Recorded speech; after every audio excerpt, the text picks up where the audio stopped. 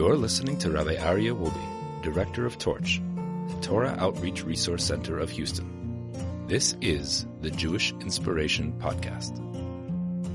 But now, my dear friends, we continue with day 77 on page 455 in the Gate of Anger in the Orchos Tzaddikim in the Ways of the Righteous.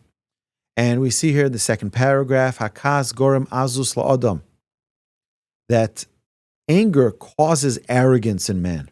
You know,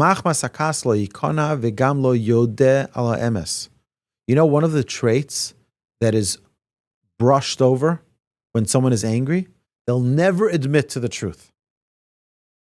You show them that they're wrong, but they're angry, so they don't care. They just brush it off.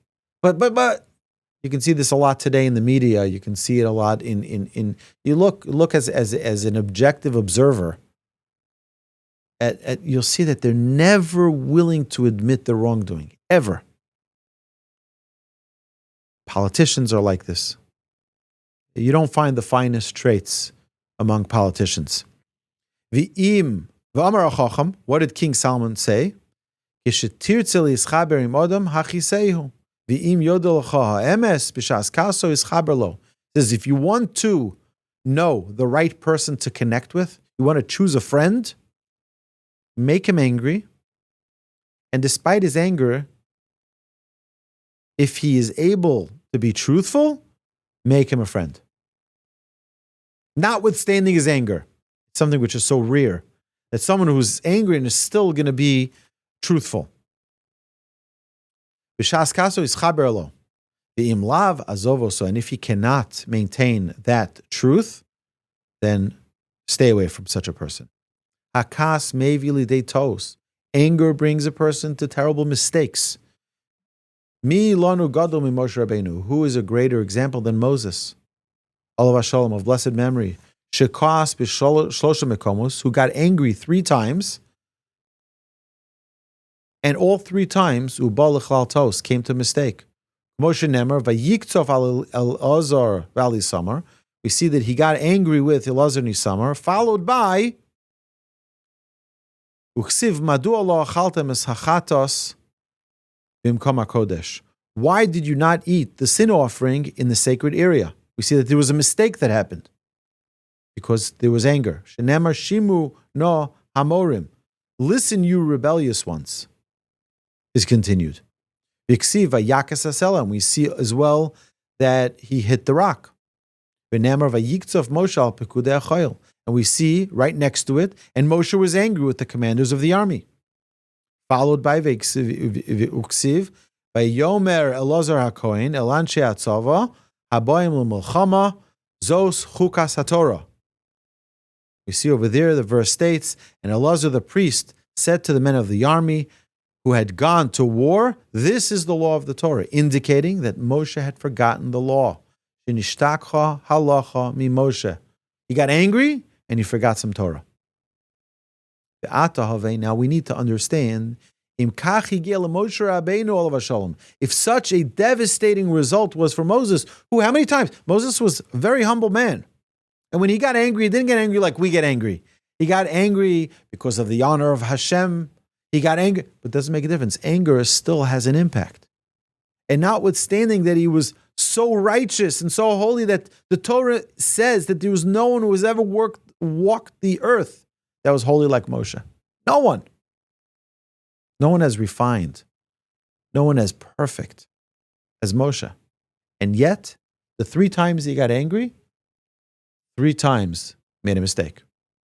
And the third of which, he forgot what he needed to teach the Jewish people. That one of his students needed to teach it. He was the wisest of the wise. He was the leader of all the prophets. What's about those dumb people, the simpletons who get angry? We lose our senses completely. Therefore, King Solomon says, Al teval berucha cholichos. Do not be hasty to become angry. Why? Because anger does terrible, devastating damage.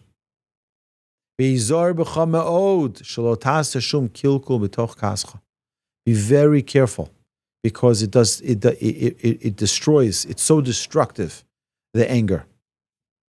Our sages told us, that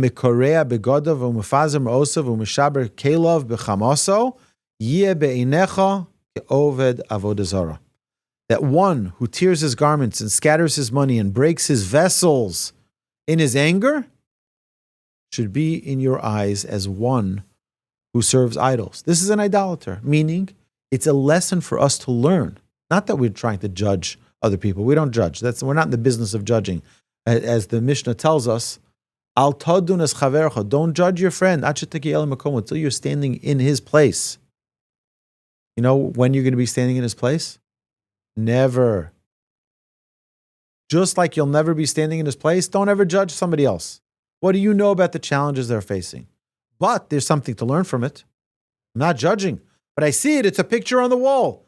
It's a moving video in front of me where I see the guy got angry and did crazy things.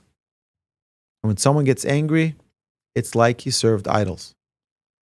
Shekach umnuso shel yetzer hara. This is the craft of the evil inclination. Hayom omer lecha sekach. Today he tells you do this. And tomorrow, now he says, get angry. Tomorrow he says, why don't you just serve the idol already? And sadly, the person follows suit and follows the request of his yetzer hara. And this is the verse that tells you, let there not be in you a strange God. Ezu elzar sheyesh begufo shel adam. What is a strange God in a man's body? That's the evil inclination. Heviyomer ze yetzer hara. Re'ei chayetzer hara misgaber ba'adam be'es hakas. You see how the yetzer hara takes over us when we're angry.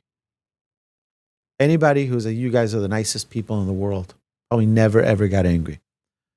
But anybody who has been angry, or even whatever it is, you realize that you look back, you're like, I was acting like a monster. I was acting like a crazy person. Pull the tape. Look at how, view yourself when you're angry. We look like we're crazy people. Terrible thing.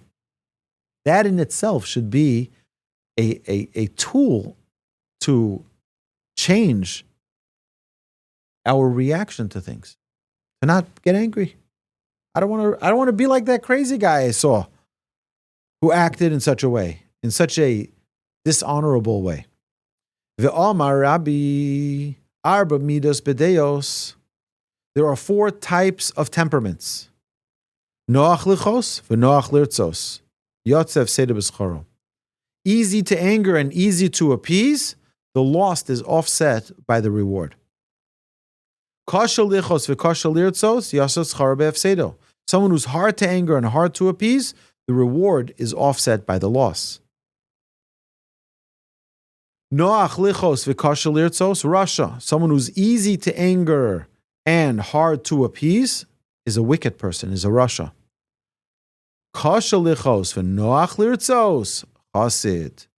But you want to know what a pious person is? Someone who's hard to anger and easy to appease. Very difficult to anger. It's like Hillel. Go try to anger Hillel. By the way, this person who pulled Hillel out of his bathhouse before Shabbos, he had a bet on 400 gold coins that he would be able to anger Hillel. And he lost the bet. And he cursed Hillel after he tried so many attempts. He says, there should never be anyone like you. He says, why would you say that, my son? He says, because I lost 400 gold coins because I couldn't get you angry. He says, it's worth it for you to lose double the amount of coins for me not to get angry. Meaning, it's such a devastating bankruptcy for a person's spiritual self to get angry. It's the lowest. Anger is bankruptcy. That's when we're bankrupt. We're devoid of value. We're devoid of character. That's when we get angry. and to not be appeasable, that nobody can appease us, that's a terrible state to be in. It comes from arrogance, it comes from anger, it comes from me feeling like, no, you did something wrong and I'm never going to forgive you. Who is noach lirtzos? Who is easy to appease? The Almighty. We come to Hashem, we say in the Amidah, Slach lanu avinu ki chatanu, mechal lanu malkeinu ki fashanu, ki mochel v'saleh achata. God is forgiving. God is easy to forgive. He's easy to appease. All we have to do is ask. Imagine if it was that easy. When we have people who've sat around this table, who have siblings or children they don't talk to. Imagine if it were that easy. Just go over and say, I'm sorry. I'm sorry. You know what? If they did something, if they didn't do it, but the parent thinks they did, or if the child thinks they did, it doesn't make a difference. Imagine if it was just that easy to go over and say, I was wrong. I'm sorry. I'm devastated by what I did. I know it hurt you. Please forgive me. And they say, sure, no problem. Easy to appease, no problem. Imagine it would be that easy. That's what we have to aspire to attain that level of piety. Ve'elu arba midos namros neged atzadik. And these are these four temperaments are stated about a righteous person. Kishu koas al bnei adam tovim o binyonei ha'olam, aval kosher lichos al osei averos v'noach lirtzos lahem zu midoro. He says, these four temperaments are stated about a righteous person, venting his anger against good people or in the affairs of the world. But if one has difficulty being aroused to anger against transgressors and is easily reconciled to them, this is an evil trait, for he allows himself to be reconciled with the wicked. This is something which we see time and again, that we should not be okay with sinners. Shemisratzel Rishoim, you're being appeased by the wicked.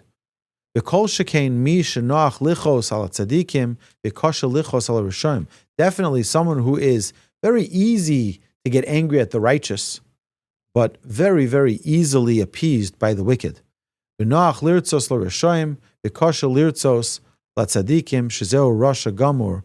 someone who is difficult for them to get angry at the Rishoim, at the wicked, but very easy for them to easily reconcile with the wicked and with difficulty with the righteous. Such a person is absolutely wicked. Af al pi shehakas midoramod. Now, we've said a lot of things about anger. Anger is a very difficult, very terrible trait. Notwithstanding that, af al pi shehakas midoramod, even though it's a terrible trait, there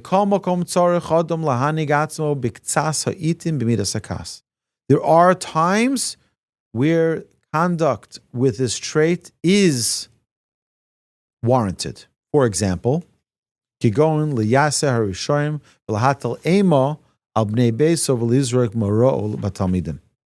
instill reverence, so he says, to chastise the wicked, to instill reverence in the members of his household, or to command respect from his students. So, I just want to explain what this means to instill reverence in the members of his household. This is so that children should learn the proper way to conduct their lives. If your child learns from you to always be honest and sees that you get very irritated when there's even a slightest notion of dishonesty, that fear that you'll be upset at that dishonesty will keep them on the track of honesty. If they see he has no tolerance for it whatsoever. I've said this before. I have a very, very high tolerance threshold for many things. But for chutzpah, if my children have disrespect, either for my wife or I, or for a teacher, for a rabbi, I go crazy. I lose it.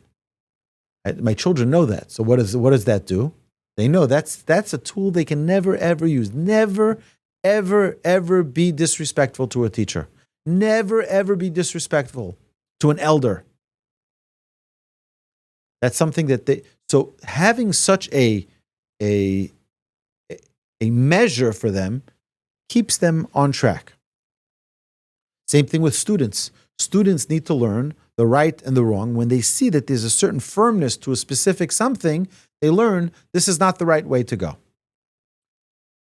But again, even then, a teacher needs to be wise. An educator needs to be very smart and very tactful in how they do things and how they teach such a message. It's not a good thing for a teacher, for a parent, to be a strict person, an unwavering person. You have to be loving and kind and gentle. When someone is angry at a transgressor, he must weigh the extent of his anger. Because Moses told us, of blessed memory, Al Ruvain Regad, Tarbus Anoshim Chatoim. What did he say? You are a society of sinful men. Lakach ben bno nase kohen lapsilim. Because he said such a harsh term, his descendant became a priest of idols, even though he was angry for the sake of heaven. Right? The alpha piece shall Hashem shamayim kas. Hakol tzarich mida. Everything needs balance. We talked about this 100 times. Everything in Judaism is balance. Extremism in Judaism is not Judaism. There is no extremism in Judaism. It's always balance. B'chol derachav shel adam. In all of the matters of man, we need to be balanced. Not to be angry, but not to be too passive either. There has to be a balance. Charity is a great thing, but if you give away your child's dinner, you give away your rent, right? That's irresponsible. That's not kind. You're being irresponsible. You have your own children that you have responsibility to feed. Understand? It's not enough for a person to say, I want to be kind, and therefore I'm just going to just give everything I have. You have to be able to feed. You have a responsibility to your wife, to your children, etc., etc. Even though Moses was l'shem shamayim for the sake of heaven, still it was imbalanced. Hakol tzarich mida. Everything needs balance. He must deliberate how to perform the mitzvahs both when angry and both when in good spirits. It doesn't say, oh, when you're in a good mood, put on tefillin, but when you're not in a good mood, you're not obligated. No, even when you're angry, you have to perform the mitzvahs. How can you perform a mitzvah when you're angry? It's not appropriate. You know, there's a story that I heard about Reb Moshe Feinstein, one of the great leaders of the last century. And one of his students, he was known to be the most gentle, kind, pious man. And one of his students was once in the waiting room and he hears Rabbi Feinstein yelling at a student. He didn't know who the student was. It was private meeting. He hears from the other room. He was next in line. The student leaves and he goes into the office. He didn't see who the student was. He sees Rabbi Moshe Feinstein is calm and he's smiling. And he says, Rebbe, if you don't mind me asking, he says, I just heard you yelling. How can you be so calm after yelling like that? He says, me angry? God forbid. He says, he needed to see an angry face, so I made it believe I was angry. He says, but me lose my composure? Me be angry? No. God forbid.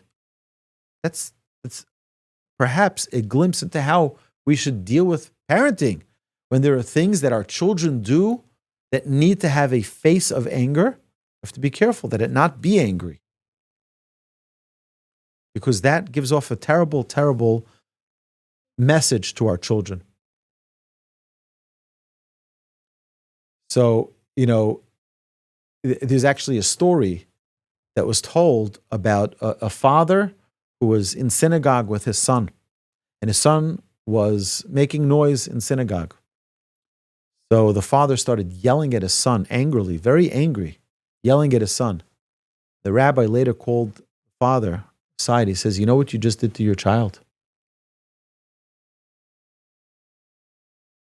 You told him that talking in synagogue is not good.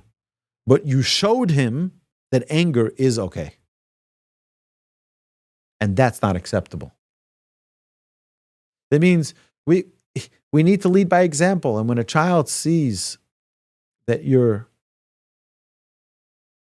respecting prayer, you're respecting the dignity of a synagogue properly, okay, so then they learn that.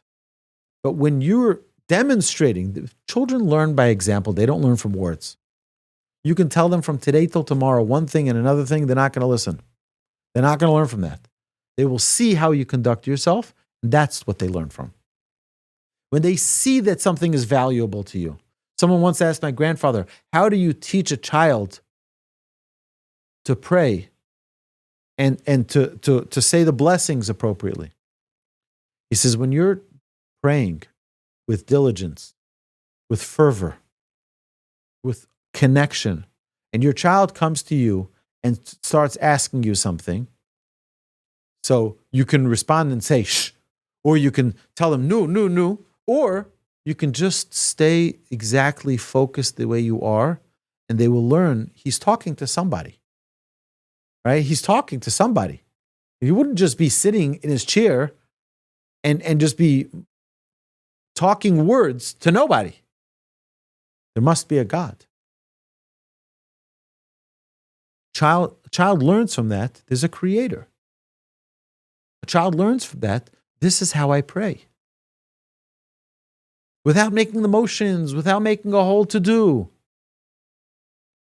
Adam sheyesh bo midas hakas umachriach es midosav ves min hago ki'ilu eino mibale hakas olav nemar tov erech hapayim gibor umoshe berucho iloked ir. A man who has the trait of anger and diffuses it as if he were slow to anger. He has a temper, but he controls it. Doesn't let anything blow his fuse. About such a person it is written, one who is slow to anger is better than the man of strength, and one who rules his spirit is better than the conqueror of a city. Be'erech hapayim hu mishloshes midus hanemros abori yisbarach. And someone who is slow to anger, these are one of the 13 perfect attributes of the Almighty. Hashem, He possesses this trait of slow to anger. Hashem is so patient, so calm. Imagine, if you were God, let's play God for a second, okay? And you see, you have your whole world you created, you gave everyone everything. It's like, so anybody remember how long it took Noach to build the ark? Anybody remember? 120 years. 120. God saw that they were sinning. He tells them to start building. Didn't he? You think he'd tell them, Noach, you think you can hurry it up a little? You know, I mean, these people, the sins, it's just crazy. I mean, come on, Noach, maybe you could do overtime. Noach, maybe you can speed this up. Speed up the process here. What's going on? No. Hashem is slow to anger. Think about Sodom. Hashem comes to Abraham and says, Abraham, I'm about to destroy the city of Sodom. Why? What's about the people? Oh, they're doing terrible things. You think we would have flipped over the city already and then told them, by the way, I did that. Instead, Hashem says to Abraham says, Hashem, maybe if there's, 45 righteous people, 40 righteous, 35, he does a whole negotiation with God. God's not rushing to head to Sodom to destroy the place. What's going on? Because Hashem is slow to anger. Why is Hashem slow to anger? Because Hashem loves us. And Hashem wants us to come close to Him. Hashem wants us to return. Hashem wants us to correct our ways. Therefore, Hashem waits and waits and waits and waits. 120 years Hashem waited for Noach and his generation, hoping they'll see this enormous ark, that someone will wake up and say, you know what, it's time to stop what we're doing. Stop the nonsense. Stop the craziness. After 120 years, Hashem says, that's enough. That's enough. I waited enough. So Hashem gives them a punishment, severe punishment. And at the time of Abraham, we see this again and again. Hashem doesn't rush things. There's no rush. Hashem is slow to anger. We have to learn that. This is a trait that is so incredibly important. All right. My dear friends, we're going to do one more segment here. One more segment to conclude this chapter. You've been listening to Rabbi Aryeh Wolbe on a podcast produced by Torch, the Torah Outreach Resource Center of Houston. Please help sponsor an episode so we can continue to produce more quality Jewish content for our listeners around the globe. Please visit torchweb.org to donate and partner with us on this incredible endeavor.